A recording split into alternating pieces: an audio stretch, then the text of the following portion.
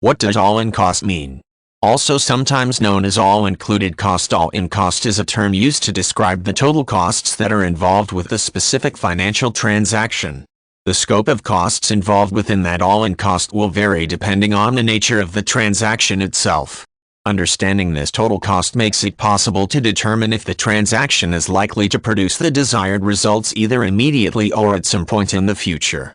Many different types of financial transactions involve the need to assess the all-in cost of going through with that transaction. This is true when it comes to something as simple as taking out a mortgage for the purchase of a piece of real estate. The borrower must consider not only the principal amount borrowed but also any closing costs associated with the purchase, application fees, the rate of interest charged on the principal, and how that interest is applied to the outstanding balance throughout the life of the loan.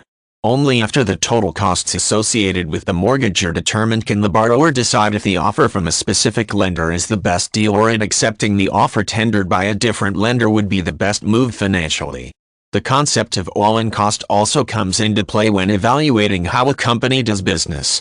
For example, in designing a commission plan for members of the company's sales force, there is a need to identify each cost associated with supporting the sales effort and compare those expenses with the anticipated and reasonable results of those sales activities.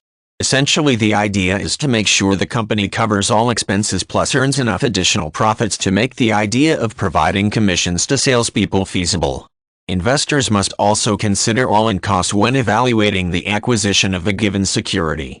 This means considering the purchase price of the asset, any tax liability that may be incurred as the result of ownership, and any broker or dealer fees that may be applied to the transaction. Assuming that the security is anticipated to increase in value within a reasonable amount of time, the investor can project when the total cost is recouped and the security actually begins to generate true profit from the venture. Here there is some degree of risk.